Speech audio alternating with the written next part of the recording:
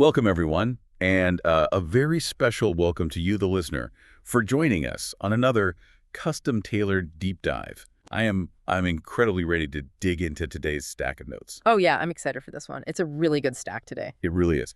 So our mission for this session is to explore a truly fascinating source document. The file is simply titled O2 The Rich Don't Work for Money.pdf. Right?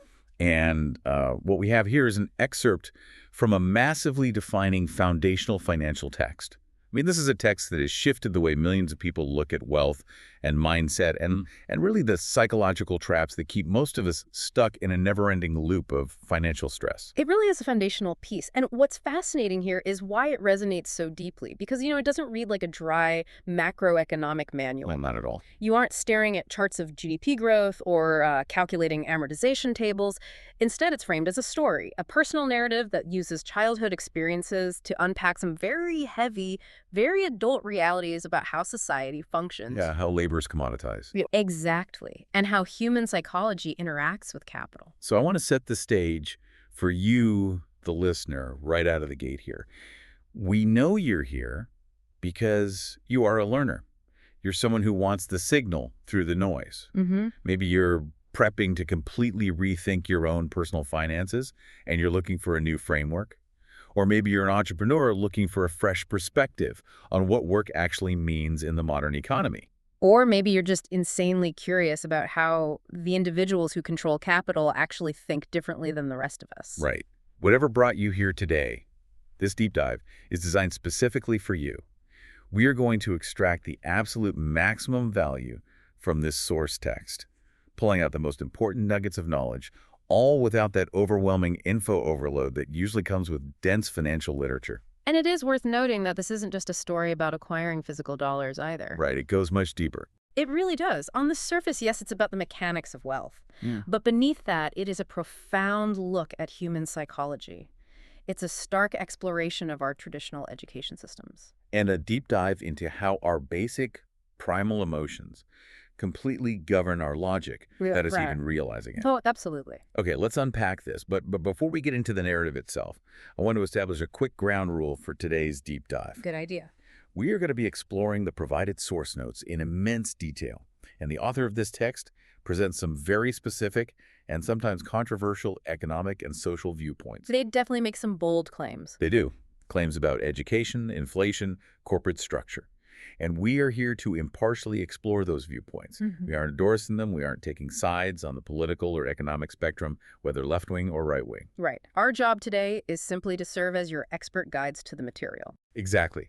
We will convey the ideas exactly as they are contained in the original source, analyze the arguments being made, and present them so you can understand the philosophy being presented and weigh its merits for yourself. We're essentially analyzing the mechanics of the arguments made in the text. We'll act as a mirror to the source material, breaking down why the author believes what they believe. And occasionally we'll offer the counter-arguments for balance, so you, the listener, can really synthesize the concepts. Perfect. Let's jump right into the narrative. Let's do it. So the story opens in the year 1956 in a Hawaiian sugar plantation town. Our narrator is just a 9-year-old boy. And the whole narrative kicks off with a moment of deep, painful social realization. It's a tough moment. It is. The narrator and his best friend, Mike, suddenly realize they are the quote-unquote poor kids at their public elementary school. The catalyst for this realization is highly specific, and it perfectly captures that visceral nature of childhood social dynamics. Oh yeah, the Cadillac. Right, the Cadillac. The narrator talks about a classmate named Jimmy. Jimmy's mom drives up to the school in a brand new Cadillac to take Jimmy and 3 other friends to their beach house for the weekend. And the narrator and Mike are explicitly excluded. It hurts. Of course. And when they ask why they are told point blank, it's because they're the poor kids. You have to put yourself in the shoes of a 9-year-old for a moment here.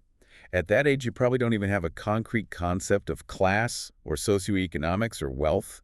You just know who you play baseball with. Right, you just know who your friends are. And suddenly you are hit with this massive social dividing line. By a total twist of fate, the narrator lives on a side of the street that places him in a school with the children of plantation managers, doctors, business owners, and bankers. It's purely geographical. Exactly. If he lived just a few streets over, he would have gone to school with kids from similar backgrounds to his own. But because of this geographical quirk, he is thrown into stark contrast with extreme wealth every single day of his life.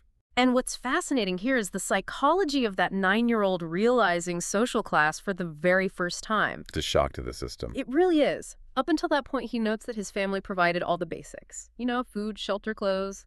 He had no logical reason to feel deprived. But the pain of exclusion acts as an incredibly powerful catalyst. It forces him to act. Yes. He doesn't just retreat into sadness, he gets analytical. He goes directly to his father and asks a very straightforward question. Dad, can you tell me how to get rich? Which introduces us to the first of the two dads in our story, the narrator's actual father, who the text refers to as the poor dad. Now, we need to clarify something right away about the poor dad. Yes, please do, because the name is a bit misleading. It is. This dad is not a deadbeat. He's not lazy. In fact, he is a highly educated government employee. He is a dedicated school teacher with advanced degrees. Right, so his 9-year-old son comes to him, genuinely hurting from being excluded, asking for the secret to wealth. What is the dad's response? It's such a classic parent moment. It is. He pushes his glasses up the bridge of his nose, hides behind his evening newspaper, and gives a platitude. He just says, "We'll use your head, son." It is a response that perfectly encapsulates a specific generational and professional mindset. The narrator, even at 9 years old, instantly recognizes what that phrase actually means. He translates it internally. Right. He knows his dad is essentially saying, that's all I'm going to tell you. Or perhaps more accurately, I don't actually know the answer, so please don't embarrass me by pressing the issue. The text is incredibly clear about the irony here. This highly educated man, someone whose entire life is dedicated to the pursuit and dissemination of knowledge, genuinely does not know how to make money. It reveals a massive, glaring blind spot in traditional education. It really does. You can have all the formal schooling in the world, you can be a respected public servant, and still be completely illiterate when it comes to the actual mechanics of wealth creation. And because 9-year-old boys are incredibly literal creatures, the narrator and his friend Mike take that vague advice. Use your head. Right. Use your head and make money. And they execute it in the most literal way imaginable. They form a business partnership. They do. They spend a Saturday morning brainstorming, fueled by the lingering hurt of the Cadillac beach house trip. The text makes a point to note that the emotional hurt was actually useful because it inspired them to keep thinking, rather than just accepting their lot in life. So they get an idea from a science book. And for the next several weeks, they are running around their neighborhood, knocking on doors, asking their neighbors to save their used toothpaste tubes. And they tell the adults it's a quote-unquote business secret. Which is adorable, but also the narrator's mother gets incredibly stressed out. Well, yeah, because they were stockpiling these messy, crumpled tubes next to her washing machine in a brown catsup box. She finally threatens to throw it all out. They have to beg for a 1-week extension. They even go so far as to tell neighbors their dentists want them to brush more often so they can harvest the empty tubes faster. It's pure hustle. But we have to remember the context of 1956 here. Oh, right, the materials. Yes. Toothpaste did not come in the plastic tubes we use today. The tubes were made of lead. Which sets up one of the most vivid scenes in the text. The narrator's dad, the poor dad, comes home one day with a friend, and they find the driveway completely blocked by a full-scale industrial production line. It's a hazard zone. It's completely dangerous. The boys have taken the family's hibachi grill, loaded it with red-hot coals, and placed a steel pot on top. They are burning the paint off the toothpaste tubes and melting the lead down until it becomes liquid. They are managing molten metal on a suburban driveway using the mother's cloth pot holders to handle the steel pot. Right, using the mom's pot holders, it's insane. And they're pouring this molten lead through small holes into plaster of Paris molds that they've set up inside small school milk cartons. There is fine white plaster powder covering everything like a snowstorm. The boys are covered in white dust, smiling from ear to ear. The dad cautiously approaches, asks what they're doing, and the narrator proudly taps open a plaster mold with a hammer. A perfect lead nickel falls out. They're literally forging coins. It's amazing. The dad's reaction is a mix of horror and amusement. He realizes instantly. He says, "You're casting nickels out of lead." And his friend just bursts into laughter. Of course he does. So the dad has to sit these two incredibly proud, dust-covered little boys down on the front step and gently explain the concept of counterfeiting. It's devastating for them. The business is shut down on opening day. Mike asks in a quivering voice if it's illegal. But to give the poor dad some credit here, he handles it with grace. He does. He tells them, yes, it is illegal, but you boys have shown great creativity and original thought. Keep going. I'm really proud of you. If we pause and truly examine this counterfeiting story, it is much more than just a humorous childhood anecdote. Oh, definitely. It serves as a literal manifestation of the boys trying to, quote-unquote, make money. The narrator's father said to make money, so they literally manufactured it. But what is truly profound here, and the text touches on this philosophy heavily, is that these 9-year-old boys melting lead on a hibachi were actually closer to understanding the fundamental nature of currency than most adults. Okay, walk us through the mechanics of that. How so? Think about the evolution of money. For centuries, currency had intrinsic value, right? Like gold or silver coins? Exactly. The metal itself was worth the face value of the coin. But modern economies operate on fiat currency. Fiat is a Latin word meaning let it be done. So it's declared by decree. Right. It is money that has value simply because a government declares it has value, not because it is backed by a physical commodity. Central banks literally create money out of thin air to manage the economy. And these boys intuitively grasped that. They did. They grasped that money is a created, manufactured concept. They were acting like a micro-federal reserve in a Hawaiian driveway. That is a phenomenal parallel. They gathered raw materials, processed them, and minted currency. Their only mistake was that they lacked the legal authority, the government's fiat, to legitimize their creation. They understood the system. They just didn't have the legal monopoly on violence and enforcement that a government has to back it up. If we compare this raw, physical 1950s entrepreneurial spirit to today, it's striking. Today, a kid wouldn't be melting lead. They'd be writing code for a mobile app or setting up a dropshipping store. Or minting an NFT. Right. The medium has changed from physical lead to digital bits, but the underlying drive. That attempt to synthesize value out of raw effort and observation, it remains exactly the same. It's the exact same impulse, but in 1956, their operation is illegal, so they are back to square one. They sweep up the white powder, feeling thoroughly defeated. The narrator says, I guess Jimmy and his friends are right. We are poor. And the dad, just as he's leaving, gives them one more piece of advice. He says, you're only poor if you give up. The most important thing is that you did something. Most people only talk and dream of getting rich. It's a supportive sentiment from a loving father, but it's ultimately empty of practical utility. Yeah, it doesn't really give them a roadmap. Right. The boys are still standing there in silence, completely devoid of a plan. So the narrator finally just asks his dad directly, so how come you're not rich, Dad? And the dad gives a very honest, revealing answer. He says he chose to be a school teacher, and school teachers don't think about being rich, they just like to teach. He openly admits he doesn't know how to make money. But then he gives them the single best piece of practical advice in the whole narrative. He points them to Mike's dad, the man the text refers to as the rich dad. The poor dad explains that he and Mike's dad use the same banker, and the banker constantly raves about Mike's father calling him brilliant when it comes to business and making money. Mike is completely shocked by this revelation. He asks then, how come we don't have a nice car and a nice house like the rich kids at school? Which is a brilliant, logical question for a kid to ask. Totally. If my dad is the rich one, where's my Cadillac? Where's my beach house? And the poor dad explains a concept that many adults spend their entire lives failing to grasp. He points out that Jimmy's dad, the one with the Cadillac, works for the sugar plantation. The plantation is a massive corporate entity that is actually in financial trouble. Right. The company buys the Cadillac for Jimmy's dad.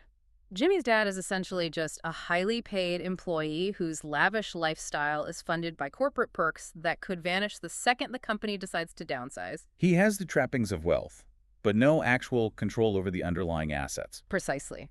Mike's dad, on the other hand, is building an empire. He owns warehouses, a construction company, a chain of stores, and 3 restaurants. He owns the means of production and the assets themselves. This completely revitalizes the boys. They clean up the hibachi, and Mike promises to ask his dad to teach them how to get rich. Which brings us to the next major movement in the narrative. The narrator travels to the poor side of town on a Saturday morning to meet Mike's dad. He walks up to this simple, small, tidy home, and the physical description of this house is incredibly deliberate by the author. Very deliberate. The text describes an old wooden floor that creaks underfoot, a cheap mat inside the door, hiding years of wear and tear, and a narrow living room that feels claustrophobic, filled with old, musty, overstuffed furniture. This is the home of the man the banker called brilliant at making money. Exactly. Here's where it gets really interesting. I want to pause and dissect this because this introduces you, the listener, to the profound dichotomy between looking wealthy and actually being wealthy. It's a huge distinction. Why does the rich dad live like this? He owns an empire. He could easily afford a Cadillac. Meanwhile, the poor dad likely has a very nice, respectable home fitting for a high-ranking government official, and Jimmy's dad has the luxury car. It comes down to the allocation of capital. How so? The rich dad is pouring every available cent of his capital into income-producing assets. He's buying warehouses, funding construction equipment, and expanding his chain of stores. He's reinvesting Constantly. He views money as seeds to be planted, not as a harvest to be consumed immediately on musty living room furniture or depreciating luxury cars. Right, whereas the poor dad and Jimmy's dad are using their income to finance a lifestyle. Often through debt, which creates the illusion of wealth while actually cementing their financial fragility. So while the narrator is waiting in this musty living room, he gets a front row seat to this empire. He sees two women who manage the restaurants, an older man who runs the warehouses, and a construction supervisor, all coming in and out to report to Mike's dad. He realizes that this man is orchestrating a massive, complex operation. Finally, Mike's dad bursts onto the back porch. He's described as a big man, full of energy. And he does not coddle these 9-year-olds. Not even a little bit. He asks the narrator, Mike says, "You want to learn to make money?" The boy nods. Rich Dad immediately lays out his terms. He says, "I'll teach you, but I won't do it classroom style. You work for me, I'll teach you. You don't work for me, I won't teach you." He tells them he can teach them faster if they work, and that he's completely wasting his time if they just want to sit and listen to a lecture like they do in school. He literally says, "Take it or leave it." The narrator tries to ask a clarifying question. He says, "Can I ask a question first?" Yeah, and Rich Dad shuts him down instantly. Boom. Yeah. No. Take it or leave it. I've got too much work to do to waste my time. He tells the boy that if he can't make up his mind decisively, he'll never learn to make money anyway. Opportunities come and go rapidly in the real world. And knowing when to make a quick decision is a vital survival skill. He gives the kid 10 seconds to decide. This is an intense psychological pressure test for a child. It really is. Rich Dad's pedagogical philosophy is immediately creating a sharp contrast with the poor dad's world of structured, safe academia. He is forcing the child to abandon the slow, methodical, consequence-free questioning of a classroom and adapt to the fast-paced, high-stakes environment of business. He fundamentally believes that lecturing is an ineffective medium for transferring this specific type of knowledge. You have to experience it. Both boys say take it. Even though the narrator has a softball game that day, he chooses to work. And what is the job? Rich Dad tells them that in 10 minutes they will ride with Mrs. Martin to his superette, and they will work 3 hours every Saturday. The pay, 10 cents an hour. We really need to break down the physical reality of this job because the author goes into great detail to emphasize the sheer misery of it.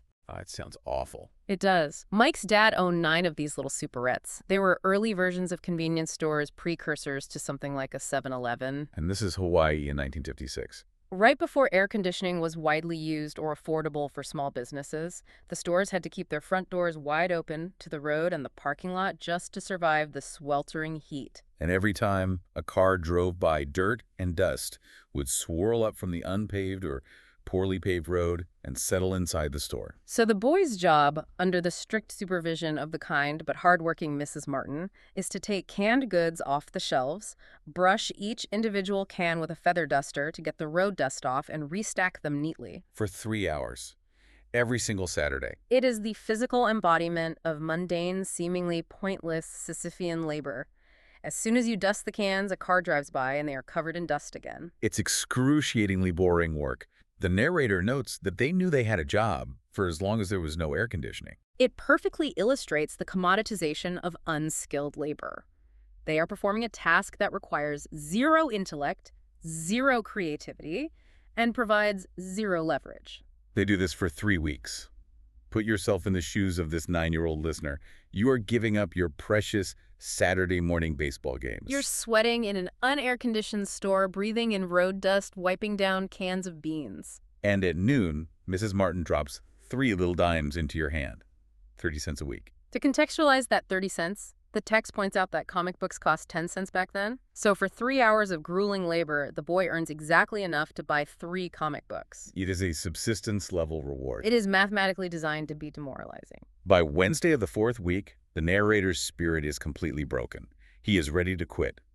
He tells Mike he feels like a slave for 10 cents an hour. He hasn't even seen Mike's dad since that very first Saturday. He feels like he was tricked into cheap labor. But when he tells Mike he's quitting, Mike just smiles. Which naturally infuriates the narrator. He asks what Mike is laughing at.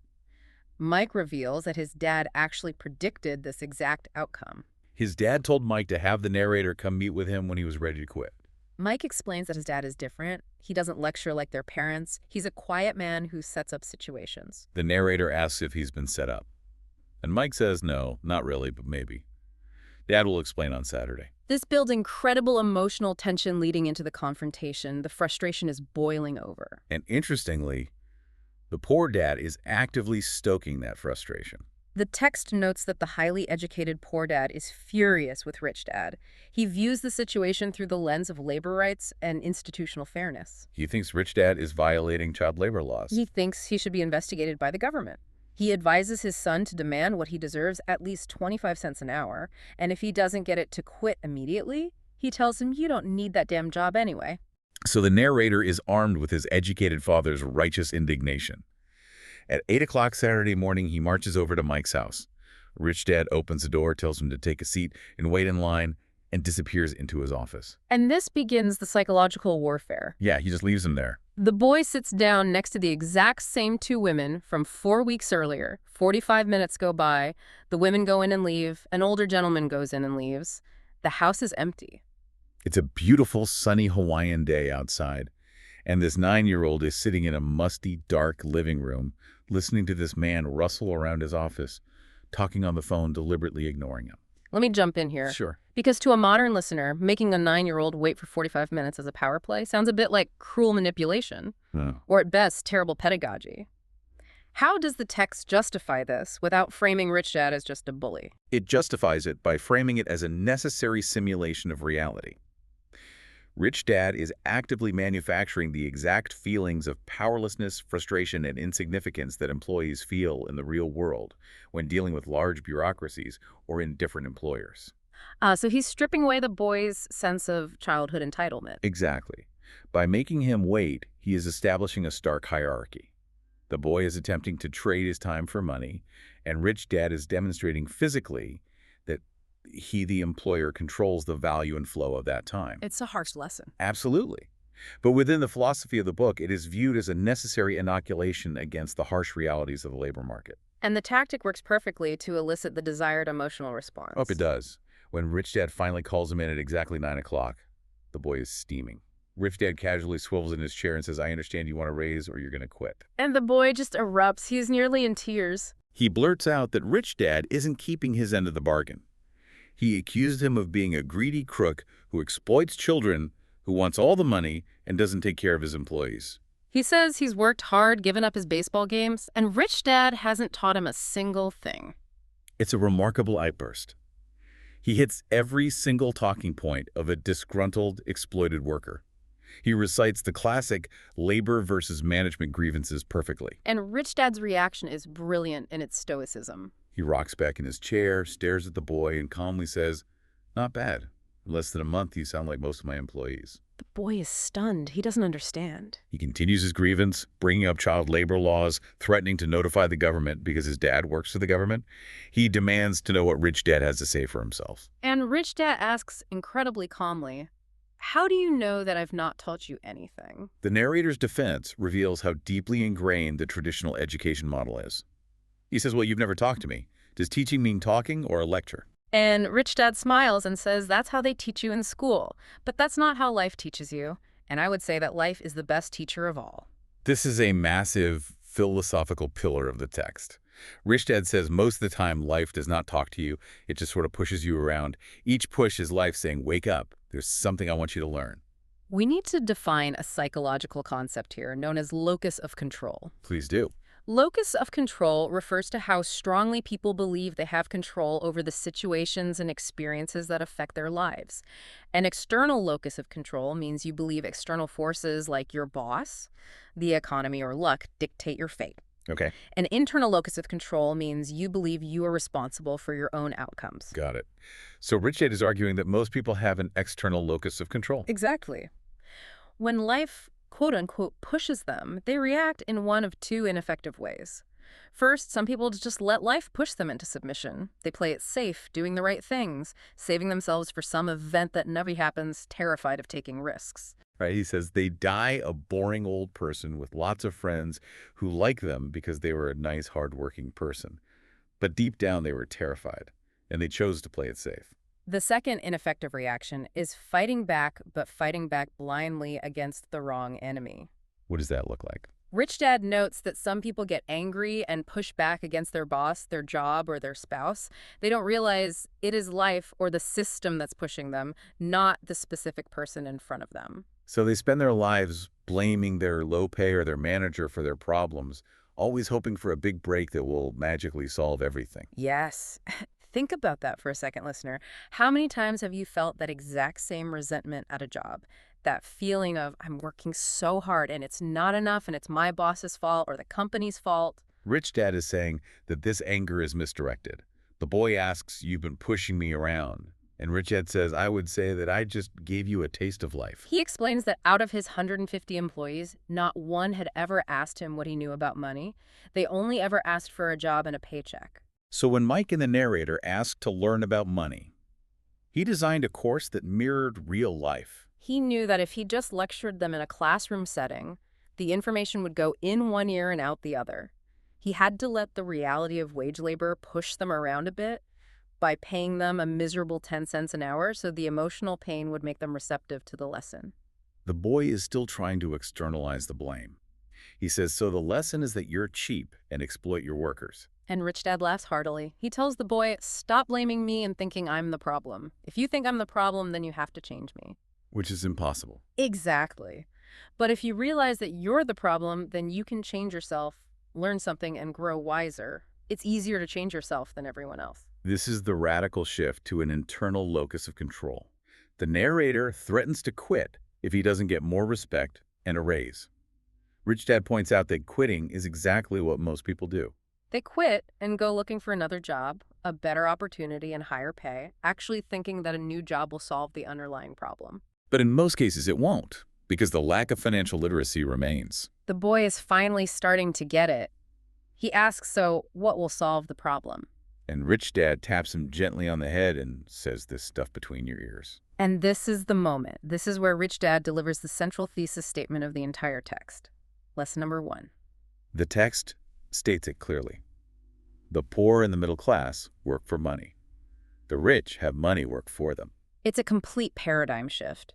The narrator realizes at age 9 that his two dads are encouraging him to study completely different things. His highly educated poor dad says, study hard, get good grades, so you can find a safe, secure job with a big company, and make sure it has excellent benefits. But Rich Dad wants him to learn how money works so he can build systems that generate income independently of his physical labor. What's crucial to understand here is the discussion about passion that follows. Oh yeah, this part is really interesting. Rich Dad actually praises the boy for getting angry about the 10 cents an hour. Mm-hmm. He says that if the boy had simply accepted the low pay without a fight, he couldn't teach him. Why is that? Because true learning requires energy, passion, and a burning desire. And Rich Dad defines passion in a very unique way. He says passion is anger and love combined. That is such a fascinating definition. Passion is anger and love combined. It implies that anger is a vital fuel. If you are angry about your financial situation, that anger can be channeled into the energy needed to learn new skills and escape that situation. But Rich Dad notes that when it comes to money, most people don't use passion. They use fear. They want to play it safe and feel secure. Which transitions us perfectly into the psychology of the rat race. The narrator asks Rich Dad if fear is why people take jobs with low pay. Rich Dad confirms it. He says people constantly tell him he exploits workers because he doesn't pay as much as the plantation or the government, but he argues that the workers exploit themselves. It's their own fear keeping them there, not his employment terms. But wait, I have to play devil's advocate again here. Go for it. The boy asks, but don't you feel you should pay them more? And this is where the author presents a very hardline stance. Very hard line. Rich Dad argues that giving people more money doesn't actually solve their financial problems. He points directly to the poor dad as an example. The poor dad makes a lot of money as an educated government employee, but he can't pay his bills. He is drowning in debt. Giving him a raise just means he increases his spending. Rich Dad tells the boy that if he wants to learn to work for money, he should stay in school. But if he wants to learn how to have money work for him, Rich Dad will teach him. The boy asks why everyone wouldn't want to learn that. And Rich Dad's answer is profound. Simply because it's easier to learn to work for money, especially if fear is your primary emotion when the subject of money is discussed. Let's really dig into this concept of fear and desire because it's the engine of the rat race. Rich Dad outlines the trap. He says the fear of not paying bills, the fear of being fired, the fear of not having enough money, that's what gets people out of bed to go to a job they might hate. They become a slave to money and then they get angry at their boss for not providing enough of it. He tells the boy that his experience waiting in line feeling terrible and then feeling disappointed by the 30 cents is exactly what life is like for 50 years if you choose to work for money. If we connect this to the bigger picture, let's use a modern hypothetical to illustrate this because this cycle of fear and desire is even more prevalent today. Okay, let's hear it. Imagine a 25-year-old professional. They are scraping by, anxious about rent. That's the fear. They work hard, they get a promotion, and suddenly they get a $5,000 raise. Nice. The fear briefly subsides and desire takes over. They think, I worked hard, I deserve reward. So they upgrade from a reliable used car to a leased BMW. They move to a slightly nicer apartment. Their fixed costs rise to meet their new income. Exactly. Within 6 months, the fear of not being able to pay the bills returns, but now the bills are higher. They are trapped in the exact same cycle of financial anxiety despite making more money. This is the rat race. Get up, go to work, pay bills, offer someone more money, and they just increase their spending. They're reacting emotionally to fear and desire instead of thinking logically about building wealth. The boy asks if getting rich solves the problem, and Rich Dad says no. Why not? Because many rich people aren't rich because of desire. They are rich because of fear. They amass millions to eliminate the fear of being poor, only to discover a brand new, even louder fear, the terror of losing it all. They become emotionally desperate and neurotic. Right. They worry about what their friends will say if they lose their big houses and cars. Their weak and needy soul is screaming even louder than when they were poor. The text highlights this with a very vivid, almost jarring scene. As they are talking in the park, a town derelict comes over, rummaging in the rubbish can. Rich Dad pulls out $1 and gives it to the man who is ecstatic and hurries off. Rich Dad looks at the boys and says he's not much different from most of my employees. Which sounds incredibly harsh. It does, but he explains his reasoning by attacking the concept of money denial. He says he meets so many people who claim, oh, I'm not interested in money. The narrator's own poor dad says this constantly, but Rich Dad points out the glaring hypocrisy.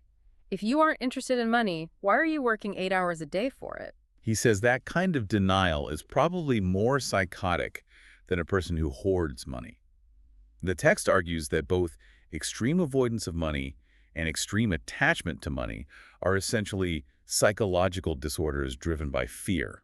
At this point, the text takes a massive macroeconomic tangent. And listener, remember our ground rules. We are impartially reporting the economic theory presented by the author here, analyzing the mechanics of their argument. Rich Dad explains that it is ignorance about money that causes this societal greed and fear, and that this ignorance has massive consequences for inflation. The author presents a very specific view of the inflationary spiral. Rich Dad gives an example.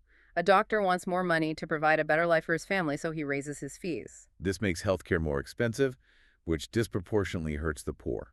Because the doctor raised fees, attorneys decide they need to raise their fees.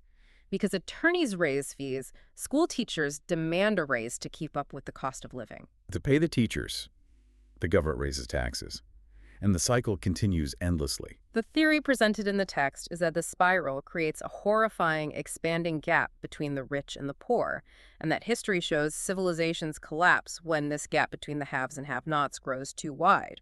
Rich Dad argues that in a truly educated society that understands money, prices should actually come down due to innovation and efficiency.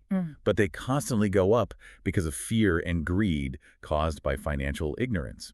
Now, to provide a balanced analysis here, many mainstream economists would argue that a low predictable rate of inflation is actually a sign of a healthy growing economy because it encourages investment rather than hoarding cash. They would argue that inflation isn't just driven by individual greed, but by complex monetary policy, supply chain dynamics, and global trade. But the author's argument is highly populist.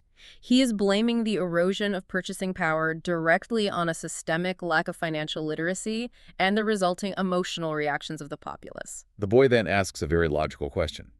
But don't we have business schools? Don't they teach this? And Rich Dad expresses a deep, visceral disdain for traditional business education. He says business schools don't train financial masters, they train employees to become what he calls sophisticated bean counters.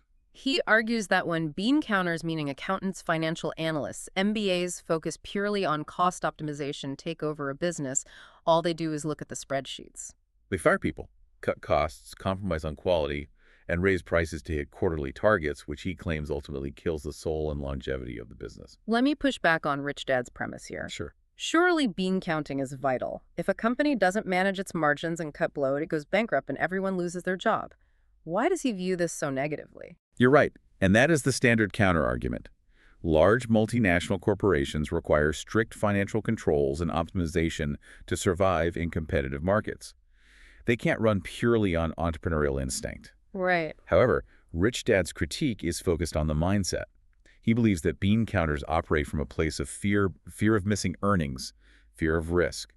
They manage the downside rather than creating new value on the upside. He is arguing against a purely defensive academic approach to business, advocating instead for an offensive creative approach rooted in real-world financial intelligence. So how do we escape this cycle?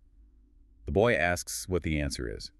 And Rich Dad says the first step is to learn to use your emotions to think, not think with your emotions. He introduces the metaphor of the donkey and the carrot. This is a powerful, enduring visual. Picture a donkey dragging a heavy cart. The owner is dangling a carrot on a stick, just in front of the donkey's nose. The owner is going exactly where he wants to go, but the donkey is chasing an illusion. Tomorrow, there will only be another carrot and another day of pulling the cart. Listener, think about your own carrots. The boy asks if picturing a new baseball glove or candy is like the carrot. Rich Dad says yes, and points out that as we get older, the toys just get more expensive. Cars, boats, big houses to impress your friends. Fear pushes you out the door to work, and desire calls to you to spend the paycheck. That's the trap. How often is a career move or a promotion really just a reach for a slightly bigger carrot, while you are fundamentally still hitched to the exact same cart? Rich Dad says that what intensifies this fear and desire is ignorance. If the donkey could see the whole picture, if it understood the mechanics of the cart, the owner's intentions, and the layout of the farm, it might rethink its choice to blindly chase the carrot. So to force the boys to see the whole picture, Rich Dad does something drastic. This brings us to the ultimate test. And this is where Rich Dad does something that sounds absolutely insane to a modern listener. It borders on labor abuse if you take it literally. It does. He tells the boy, now get back to work. This time I will pay you nothing. He takes away the 10 cents an hour entirely. He requires them to work the exact same 3 hours every Saturday, dusting cans in the hot store for absolutely zero compensation. And he tells the narrator that Mike has already agreed and is back at the store working for free. The narrator is outraged. That's not fair. You've got to pay something. But Rich Dad tells him that if he doesn't learn this lesson now, he'll grow up to be exactly like the adult sitting in his living room working for money and terrified of getting fired. Or like his poor dad earning lots of money only to be drowning in debt. He gives him the ultimate choice: go back to 10 cents an hour, quit and complain, or use his head and work for free. So for 3 more weeks, these 9-year-old boys work for free. Think about the sheer willpower required for that. The narrator notes that the physical work didn't bother him as much as missing the baseball games and not being able to afford comic books. He was acutely feeling the deprivation. I have to ask again, is this actually effective pedagogy? Depriving a child of their 30 cents? Within the context of the story, it is portrayed as a necessary breaking of an addiction. The paycheck, even a tiny one, is a dopamine hit. It is an emotional pacifier that stops the brain from seeking alternative solutions. By removing it entirely, Rich Dad is forcing their brains into a state of heightened awareness and discomfort. Which leads to the final test. Rich Dad comes by on the 3rd week, buys them ice cream, and takes them out to the park. He asks if they've learned anything. They shrug. So he decides to push their emotional limits. He says, I'll give you a raise to 25 cents an hour. The boy admits his heart beat a little faster. 25 cents was big bucks for a kid in the 50s, but he remembers the lesson. He stays silent. So rich dad ups the ante. Okay, I'll pay you $1 an hour. The boy's brain is screaming to take it, but he says nothing. Okay, $2 an hour. In 1956, for a 9-year-old, this is astronomical wealth. He imagines a new bicycle, a new baseball glove, the adoration of his friends. Jimmy could never call him poor again, but his mouth stays shut. Rich dad knows exactly what he is doing.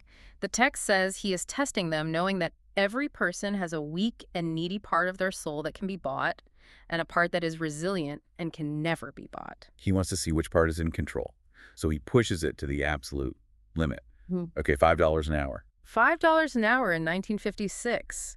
Most grown adults didn't make that. But the text notes something incredible happens at that specific number. Suddenly, the narrator is silent. The offer is so big, so ridiculous, that the temptation actually disappears, and a calm sets in. He looks at Mike, and they both know the part of their soul that was weak and needy had been silenced. Rich Dad says, good. Most people have a price, and they have a price because of human emotions named fear and greed.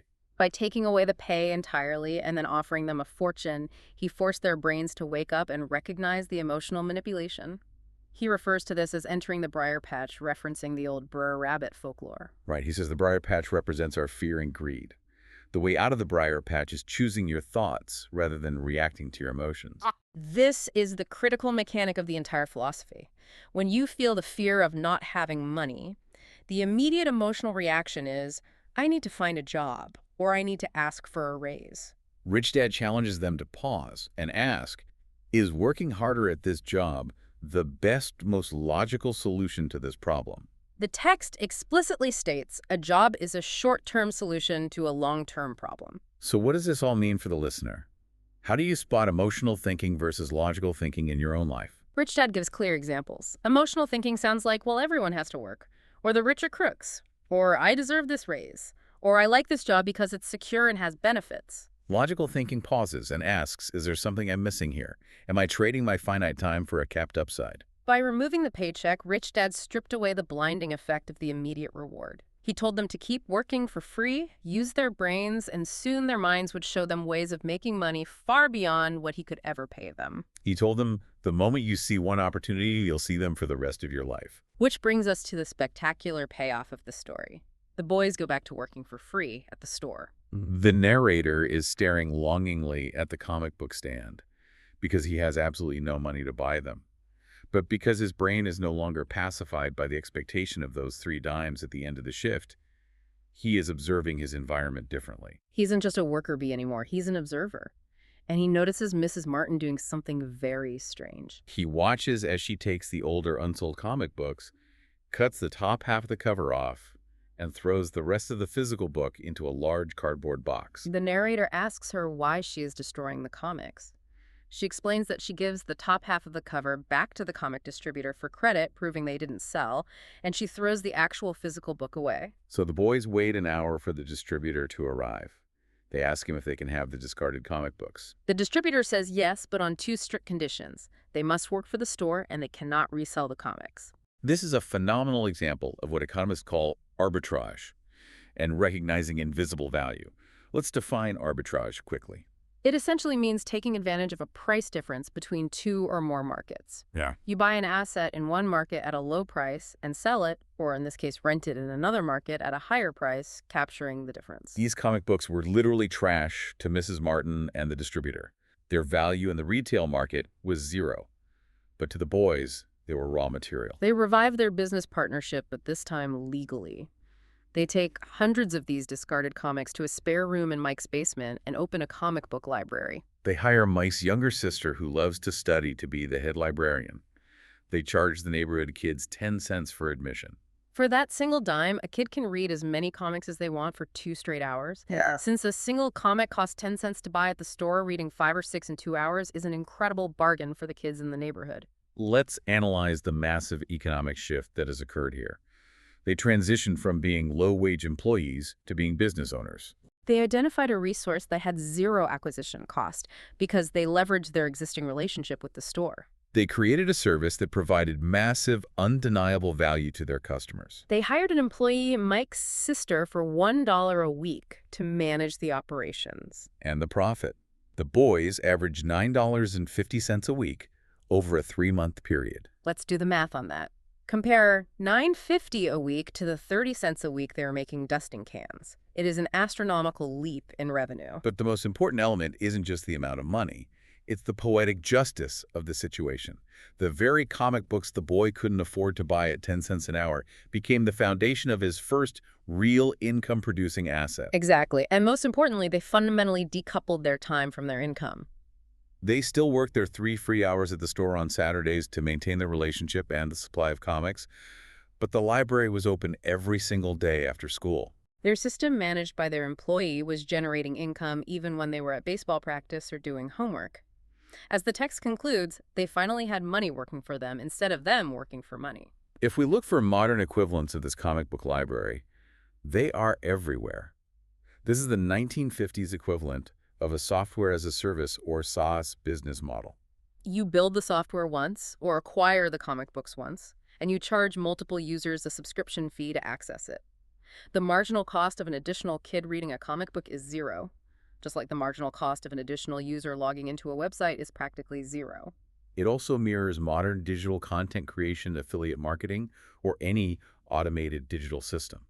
The core lesson is the creation of a system that functions independently of the founder's continuous physical labor. The business eventually shuts down after 3 months because some bullies start a fight in the library, and Mike's dad suggests it's best to close up shop to avoid liability. But Rich Dad is absolutely thrilled. He's excited because they learned lesson number 1 perfectly. By not getting paid, by being forced into the discomfort of zero wages, they had to use their imaginations. They controlled their own finances, not an employer. The source text closes the chapter by noting that instead of paying them money, Rich Dad had given them so much more. He gave them a permanent structural shift in perspective that would alter the trajectory of their entire lives. Listener, I want to challenge you here. Working for free in the context of this story is not literal advice for you to go be an unpaid intern forever or let your employer exploit you. It is a metaphor. It's a metaphor for stripping away the blinding pacifying effect of the immediate paycheck so you can actually see the systems, the inefficiencies, and the opportunities surrounding you. It forces you to step back from the cart and the carrot and ask, am I just pulling the cart to get my weekly carrot, or am I looking at how the entire farm operates? Am I acquiring assets or just paying for a lifestyle? As we move toward the end of this deep dive, let's look at the massive journey we've taken.